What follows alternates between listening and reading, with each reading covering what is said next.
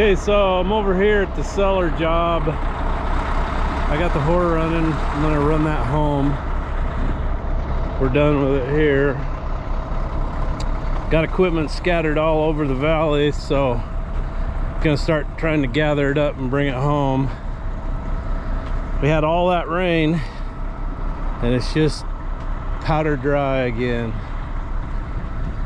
So it looks like they got all the tin put up. Looks like they got most of that one, the front end, done. They've still got this one to do. So I came in here with the water truck and I soaked the crap out of this. There's still some moisture in here. Woo! Hello, is anyone out there?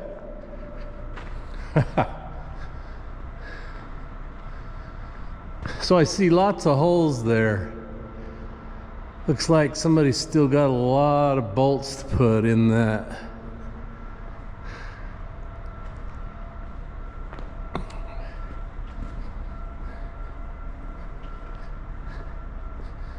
So once all that's done, there's still a lot of work to do here.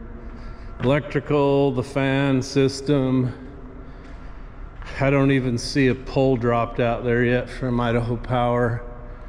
And then, like I said, they'll come in and spray this with urethane. I don't know if you'll be able to see anything in here.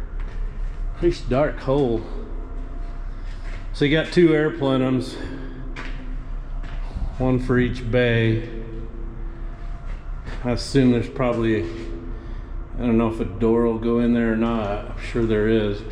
If you don't put a door, you're not going to be able to force the air through.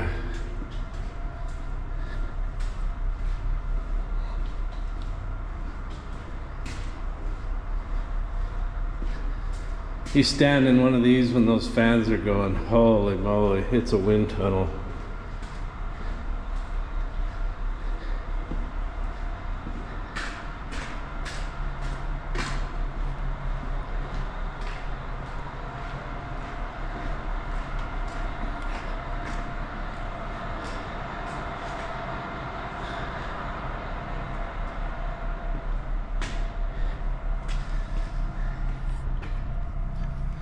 This one's still pretty dry in there, really dry.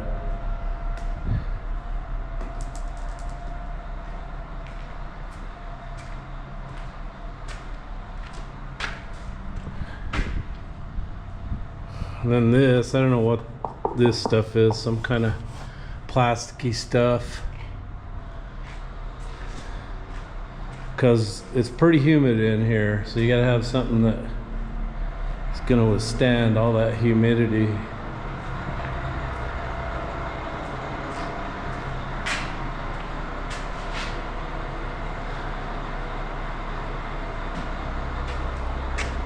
Okay, now I got to crawl out of here.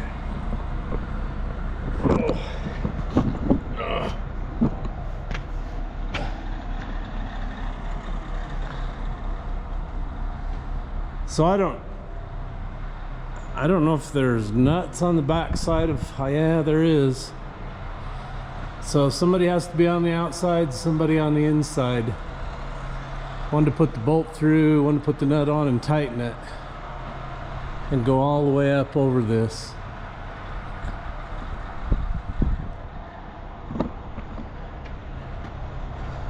So anyway, the power company must be busy, because I would have thought by now they would have set some transformers like on that pole or something, and then a drop pole, and then I'm sure they're going to trench in underground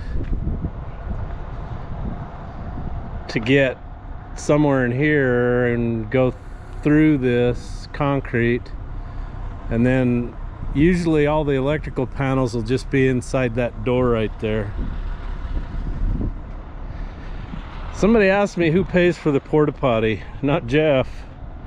I got a can out there already, a portable can.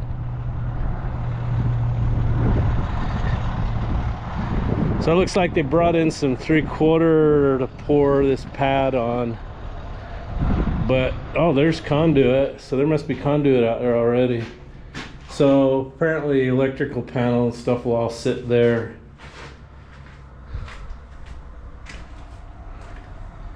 Lots of doors to go in here. So this one looks like it's got all the, there's the bolts. So I got a sealing washer on the outside, and then just a nut goes on the inside, flange nut. So years ago, I remember some guys, they built a cellar, and it wasn't one of these types. It was red iron framed, and they used self-drilling fasteners, and all those little filings and stuff got in the dirt, and then they put their potatoes in, and when the potatoes went to whoever processor that bought them, they detected metal in the potatoes. So now the potatoes are no good. It was an expensive deal.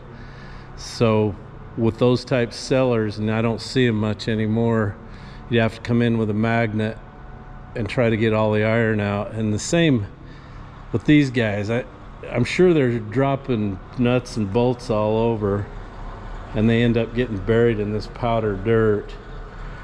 But you can't have that, because if something like that gets smushed into a potato, and then they have systems as the potatoes go in, they can detect iron. See, there's a nut, there's another one.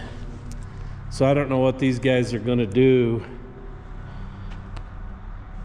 to find all that and get it picked up, but they're going to have to get it picked up, because if you get iron in your potatoes, we're talking millions of dollars lost.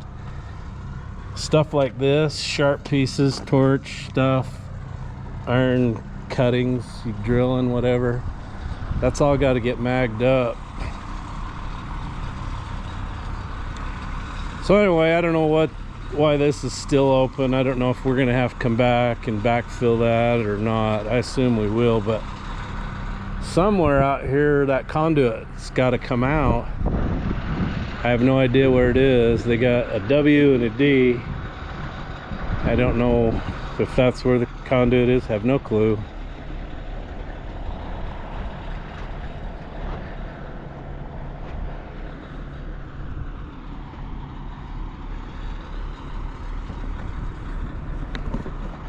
Anyway, I don't know who the manufacturer is. A lot of these are Balin, so I don't know if this is a Balin building or who does it, but somebody wanted to know how big these are. I have no clue. I'm gonna guess and say they're probably 60, 70 wide at least. So let's step it off. I gotta get up here to get across.